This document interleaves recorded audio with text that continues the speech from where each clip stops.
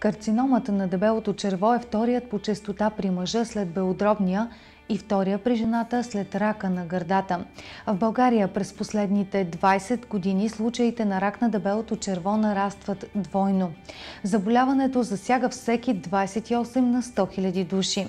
Какви са възможностите за лечение на заболяването в чужбина, ще разберем от госпожа Антония Мирева, медицински координатор в Здравен информационен център Медикъл Караджа. Здравейте! Здравейте! Какво представлява ракът на дебелото черво?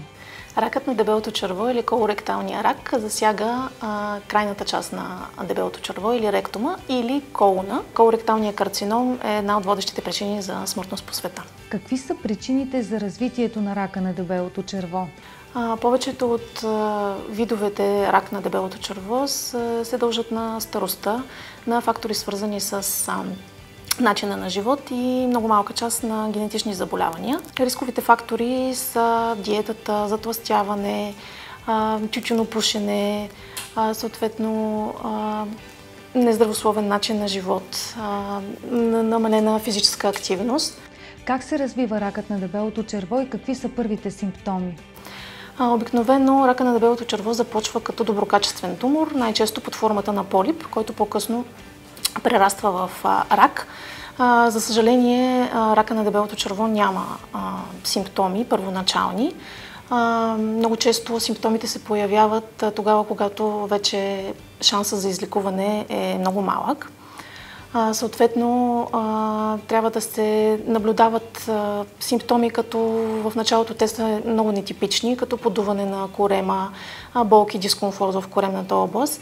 При пациентите над 50 годишна възраст е добре да се наблюдават изменения в навиците им на изхождане, може да има кръв, слуз в изпражненията, съответно може да има някои изменения в кръвните показатели, например ниски стойности на хемоглобина и те съответно трябва да се проследят и да се види дали идват от дебелото черво.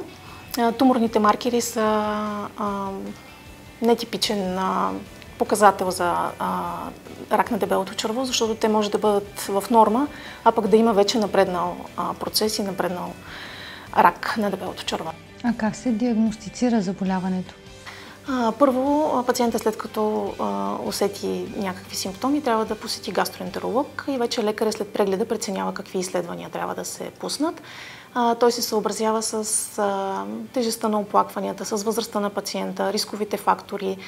Съответно, трябва да прегледа внимателно лабораторните и образните изследвания. Златен стандарт за скрининг и диагностика на рак на дебелото черво е колоноскопията. Колоноскопията се прави под обща анестезия, много бърза процедура, съответно се оглеждат всички части на дебелото черво и крайната част на тънкото черво. Ако пациент е противопоказан за извършване на колоноскопия, може да се направи и ригография, това е двойно контрастно изследване с бариева каша. Може да се направи фекален ДНК тест. Там се засича материал, ДНК материал, който се съдържа в полипите или в рака на дебелото черво и съответно оттам се прави извод дали трябва да се направи колоноскопия. Как се лекува рака на дебелото черво? Много е важно решението за лечение да се взима от комисия, от специалисти, която трябва да включва медикален онколог, гастроентеролог, патолог, радиолог, лъчетерапевт и хирург. Много е важен индивидуалният подход при тези пациенти, за да може да се постигнат добри резултати. Съответно, не винаги първото лечение, първи избор за лечение е хирургичният метод. Много пациенти са показани преди това за химиотерапия и за лъчетерапия и след това вече може да се обмисли оперативния подход. Наистина е много важно индивидуално да се подходи към всеки пациент и към неговия случай, за да може да се постигнат най-добри резултати и дълга продължителност и добро качество на живот на пациента. Можем ли да предотвратим появата на рак на дебелото черво и кога е уместно да започне скринингът за това заболяване? Да, можем до голяма степен да намалим риска от рак на дебелото черво, като след 50 годишна възраст редовно се извършва колоноскопия. Много от пациентите наистина се притесняват от това изследване, защото мислят, че ще изпитат болка, че ще изпитват дискомфорт, но това не е така. Това е един изключително безопасен метод. Извършва се с пълна упойка и пациента не изпитва никаква болка. Това е процедура, която отнема около 25 минути. и съответно за тези 25 минути, които може да отдели пациента, може да предотврати едно наистина сериозно онкологично заболяване. В нашия сайт www.medicara.bg пациентите могат да открият специални оферти за извършване на колоноскопия и чекап пакети, с които да проследят своето здраве. Какво трябва да направят пациентите, които се интересуват от лечение на рак на дебелото черво в чужбина?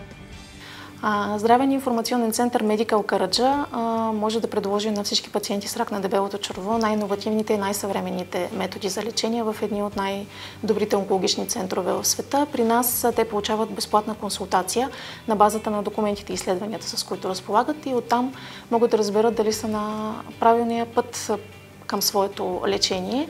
За нас информираният пациент е най-добрият пациент, защото той вече е изминал наистина голяма част от пътя към оздравяването си. Благодаря ви за това интервю.